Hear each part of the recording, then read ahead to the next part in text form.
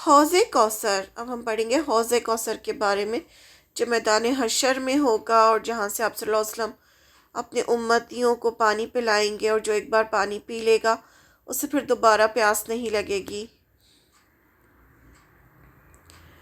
حوض کوثر پر پانی پلانے والے خود رسول اللہ صلی اللہ علیہ وسلم ہوں گے۔ اہل یمین کی خاطر، یعنی جو سیدھے ہاتھ والے ہیں، جن کا قرآن میں ذکر ہے کہ وہ جنت میں جائیں گے، یعنی جنتی لوگ، اہل یمین کی خاطر رسول اللہ صلی اللہ علیہ وسلم دوسرے لوگوں کو حوض سے ہٹا دیں گے، یعنی ان کو بلائیں گے کہ ہاں انہیں پانی پلانے کے لیے انہیں بلائیں گے۔ حوض کوثر کی ایک سمت یعنی ڈائریکشن اتنی طویل یعنی لمبی ہوگی جتنا مدینہ اور عمان کے درمیان فاصلہ ہے، یقیناً 1000 کلومیٹر، یعنی اتنا بڑا ہوگا۔ حوض کوثر اسکوائر شیپ میں ہوگا۔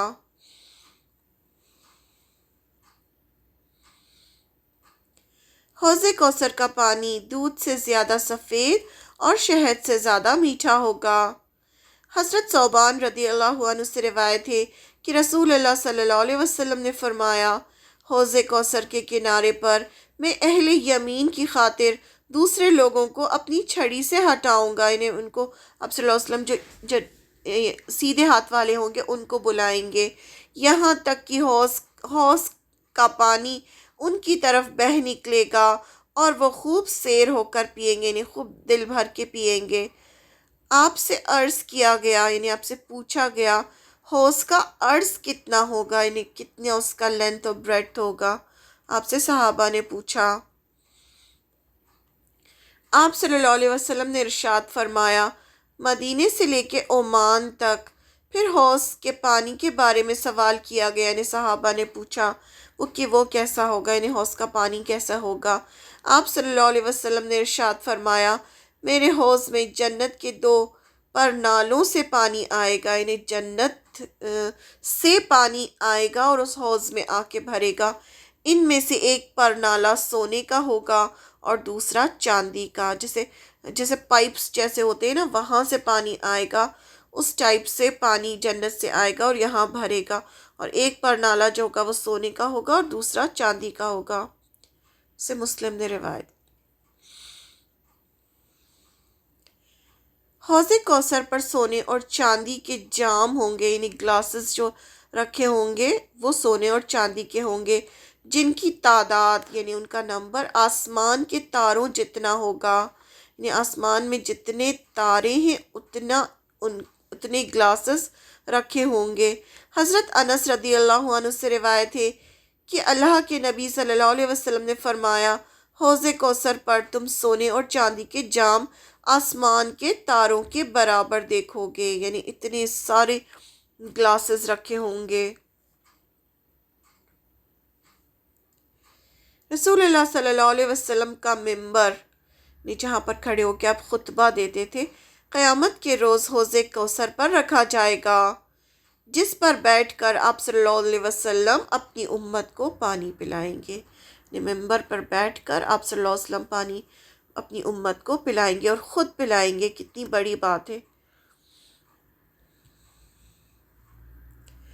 حضرت ابو ہریرہ رضی اللہ عنہ سے روایت ہے کہ رسول اللہ صلی اللہ علیہ وسلم نے فرمایا، میرے حجر مبارک اور ممبر کے درمیانی والی جگہ جنت کے باغوں میں سے ایک باغ ہے، جو ابھی ہم جہاں مدینے میں جاتے ہیں، جو مسجد نبوی ہے، ریاض الجنہ جو کہلاتا ہے، اس کے بارے میں بات کر رہے ہیں آپ صلی اللہ علیہ وسلم، کہ میرے حجرے جو آپ صلی اللہ علیہ وسلم کا جو کمرہ تھا اور ممبر جہاں پر آپ کھڑے ہو کے نماز پڑھاتے تھے، اس کا جو بیچ کا جو حصہ ہے جو ریاض الجنہ کہلاتا ہے، جو ابھی بھی موجود ہے، جہاں پر 2 رکعت نماز پڑھتے ہیں جب ہم مسجد نبوی جاتے ہیں، تو اس کے بارے میں بات ہو رہی ہے کہ میرے حجر مبارک اور ممبر کے درمیان والی جگہ جنت کے باغوں میں سے ایک باغ ہے، اور میرا ممبر قیامت کے روز حوض پر رکھا جائے گا۔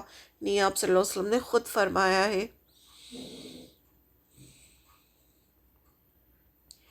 جس نے ایک دفعہ حوض کوثر پر سے پانی پی لیا اسے کبھی پیاس نہیں لگے گی، یعنی قیامت کے دن لوگ پانی کے لیے پریشان ہو رہے ہوں گے، تیز گرمی ہوگی، سب پیاسے ہوں گے، تو جو آپ صلی اللہ علیہ وسلم کے حوض کوثر سے پانی پی لے گا ایک بار، پھر اسے دوبارہ پیاس نہیں لگے گی۔ حضرت عبداللہ بن عمر رضی اللہ عنہ سے روایت ہے کہ رسول اللہ صلی اللہ علیہ وسلم نے فرمایا، جنت میں تمہارے سامنے ایک حوض ہوگا جس کی ایک سمت جربہ سے لے کر عذرا شام کے 2 شہر کے نام ہیں تک ہوگی، جس پر آسمان کے تاروں کی طرح جام رکھے ہوں گے۔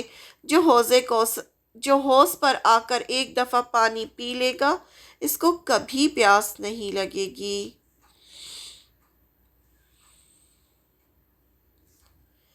حوض کوثر پر سب سے پہلے آنے والے اور سیراب ہونے والے مہاجر صلی اللہ علیہ وسلم مہاجر ہوں گے۔ مہاجر کون ہوں گے؟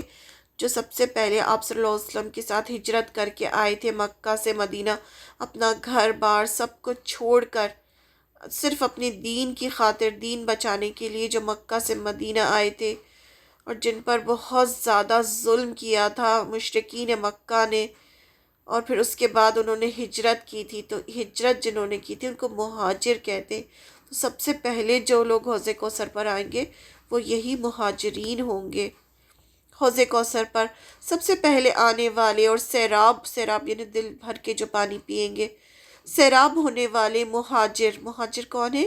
رسول اللہ صلی اللہ علیہ وسلم کے ساتھ مکہ سے مدینہ کی طرف ہجرت کرنے والے فقراء ہوں گے۔ فقراء یعنی جن کے پاس کچھ نہیں ہوتا، کھانے پینے کو کچھ نہیں ہوتا، کیونکہ یہ لوگ جتنے بھی لوگ ہجرت کر کے آئے تھے یہ مکہ میں بہت اچھے تھے، یعنی ان کے پاس مال و دولت بھی تھا، سب کچھ تھا، لیکن یہ صرف دین کی خاطر، اللہ کی خاطر اپنا سب کچھ چھوڑ کر مکہ سے مدینہ آئے تھے۔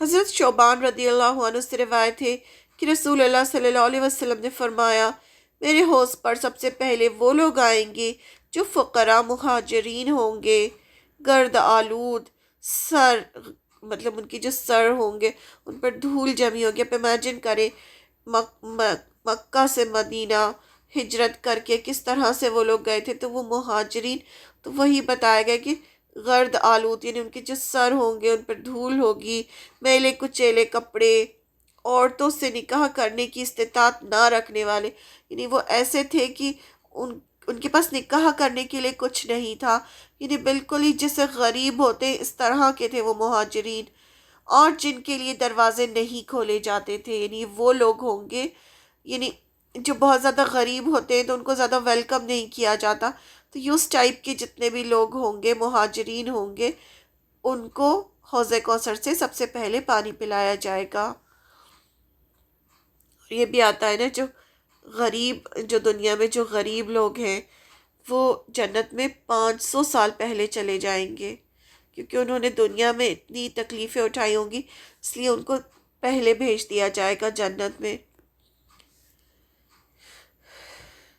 ہر نبی کو قیامت کے دن حوض دیا جائے گا، یعنی ہر ایک نبی کو اپنا الگ الگ حوض دیا جائے گا جس سے اس کی امت آ کر پانی پیے گی، یعنی ہر پیغمبر جو ہوں گے ان کو الگ الگ حوض دیا جائے گا اپنی اپنی امت کو پانی پلانے کے لیے، اور آپ صلی اللہ علیہ وسلم کو حوض کوثر دیا جائے گا۔ رسول اللہ صلی اللہ علیہ وسلم کے حوض پر آنے والوں کی تعداد باقی تمام انبیاء کے مقابلے میں زیادہ ہوگی۔ جو امت مسلمہ ہوگی، جو یہ حوض سے پانی پیے گی، ان کی جو تعداد ہوگی، نمبر، وہ زیادہ ہوگا۔ رسول اللہ صلی اللہ علیہ وسلم نے فرمایا، ہر نبی کے لیے ایک حوض ہے، اور تمام انبیاء آپس میں ایک دوسرے پر فخر کریں گے کہ کس کے حوض پر پانی پینے والے زیادہ آتے ہیں، یعنی جتنے بھی پیغمبر ہیں وہ آپس میں باتیں کریں گے اور فخر کریں گے کہ ہمارے حوض پر زیادہ لوگ آئے ہیں، اور میں امید رکھتا ہوں کہ میرے حوض پر آنے والے سب سے زیادہ ہوں گے۔ آپ صلی اللہ علیہ وسلم نے کہا جو میرے حوض پر آئیں گے، یعنی امت مسلمہ میں سے جو لوگ ہوں گے وہ سب سے زیادہ ہوں گے۔ ترمذی کی روایت ہے۔ رسول اللہ صلی اللہ علیہ وسلم اپنی امت کے لیے حوض کوثر کے سامنے ہوں گے، سامنے کھڑے ہوں گے، آپ سب کو ویلکم کرنے کے لیے، انہیں پانی پلانے کے لیے۔ بدعتی لوگ آپ صلی اللہ علیہ وسلم کے حوض کوثر سے محروم واپس پلٹیں گے، یعنی جو وہ امت مسلمہ کے لوگ جنہوں نے بدعتیں کی ہوں گی، بدعت یعنی دین میں انوویشنز کیے ہوں گے، اس لیے ہمیں بار بار شرک کے بعد جو سب سے بڑا گناہ ہے وہ بدعت ہے، یعنی سب سے بڑا گناہ جو ہے اسلام میں وہ شرک ہے، یعنی اللہ کے ساتھ کسی کو شریک ٹھہرانا، جیسے ہم اللہ سے محبت کرتے ہیں کسی اور سے محبت کرنا، کسی اور کو پکارنا، یہ سب سے بڑا گناہ ہے۔ اور دوسرا سب سے بڑا گناہ ہے بدعت کرنا، یعنی دین میں انوویشن، نئی نئی چیزیں ایجاد کرنا اور سمجھنا کہ یہ عبادت ہے، اس سے ہمیں ثواب مل رہا ہے، جبکہ آپ صلی اللہ علیہ وسلم نے اس چیز کے بارے میں ہمیں نہیں بتایا، ہمیں کرنے کے لیے نہیں کہا، اور اگر ہم وہ کام کرتے ہیں اور یہ سمجھتے ہیں کہ ہمیں ثواب ملے گا تو ایسی چیزیں بدعت ہوتی ہیں، انوویشنز ہوتے ہیں، اور یہ سخت ناپسندیدہ ہے اور یہ گناہ ہے۔ تو جتنے بھی بدعتی لوگ ہوں گے جو بدعت کر کے آئے ہوں گے، حالانکہ وہ امت مسلمہ میں سے ہوں گے، ان کے جو وضو کے جو حصے ہوتے ہیں، جو اعضاء ہوتے ہیں، جو ہاتھ ہیں پیر ہیں، وہ سب چمک رہے ہوں گے وضو سے، لیکن اس کے باوجود ان کو حوض کوثر سے ہٹا دیا جائے گا۔ فرشتے کہیں گے کہ یہ جو ہے بدعتی لوگ تھے، تو اب صلی اللہ علیہ وسلم انہیں دور کر دیں گے۔ اس لیے ہمیں چاہیے کہ ہر قیمت پر بدعت سے اپنے آپ کو بچائیں، تعلیم حاصل کریں، جاننے کی کوشش کریں کہ کون سی ایسی چیزیں جو بدعت ہے ان سے اپنے آپ کو بچائیں۔ حضرت عبداللہ بن مسعود رضی اللہ عنہ سے روایت ہے کہ رسول اللہ صلی اللہ علیہ وسلم نے فرمایا، میں حوض پر تمہارا انتظار کروں گا، تم میں سے بعض لوگ وہاں لائے جائیں گے، پھر مجھ سے دور ہٹا دیے جائیں گے، میں کہوں گا اے میرے رب، یہ تو میری امت کے لوگ ہیں۔ جواب میں کہا جائے گا، آپ نہیں جانتے انہوں نے آپ کے بعد کیسی کیسی بدعت شروع کر دی۔ یعنی آپ صلی اللہ علیہ وسلم ان کو بلانا چاہیں گے، پانی پلانا چاہیں گے، لیکن ان کو ہٹا دیا جائے گا اور کہا جائے گا کہ آپ نہیں جانتے آپ کے جانے کے بعد انہوں نے کتنی نئی نئی چیزیں دین میں شروع کر دی۔ یہ بخاری کی روایت ہے۔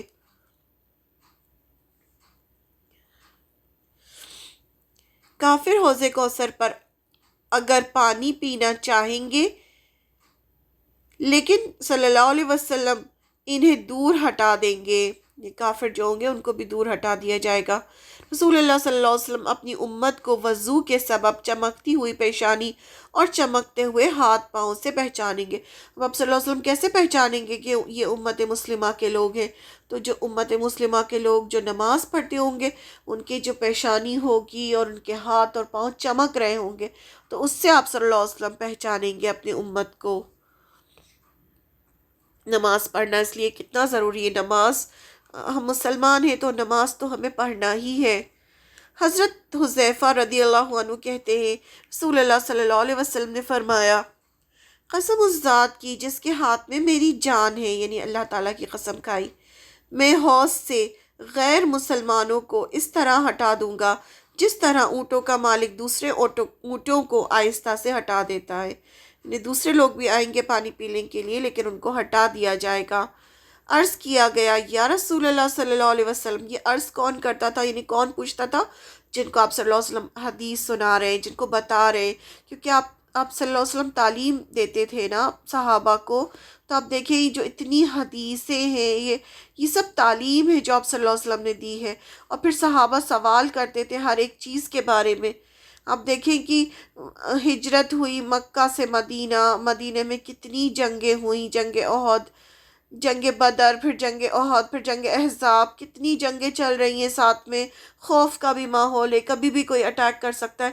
اس کے باوجود آپ دیکھیں کہ دین کا جو دینی تعلیم ہے اس کا کام کس طرح سے چل رہا ہوتا تھا، یعنی برابری سے تعلیم کا کام چل رہا ہوتا تھا۔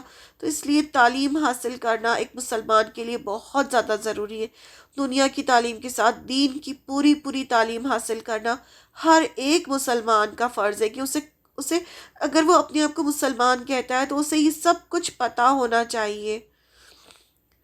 تو عرض کیا گیا، انہیں صحابہ نے پوچھا، یا رسول اللہ صلی اللہ علیہ وسلم، کیا آپ ہمیں پہچان لیں گے؟ آپ نے فرمایا، تمہاری پیشانیاں چمک رہی ہوں گی، یہ صفت تمہارے علاوہ کسی دوسری امت میں نہیں ہوگی۔ تو جو نماز نہیں پڑھتے ہوں گے، آپ بتائیں ان کی پیشانی کیسے چمکے گی؟ پھر وہ امت مسلمہ میں سے کیسے ہوں گے؟ پھر وہ کیسے حوض کوثر کا پانی پئیں گے؟ کیونکہ یہاں بتا دیا گیا، آپ نے بتا دیا آپ صلی اللہ علیہ وسلم نے کہ وضو کی وجہ سے ان کی پیشانیاں چمک رہی ہوں گی، اور امت مسلمہ کی جو پیشانیاں چمک رہی ہوں گی اسی سے پھر آپ صلی اللہ علیہ وسلم پہچانیں گے اور انہیں پانی، ہم جو امت مسلمہ ہوگی اسے پانی پلائیں گے۔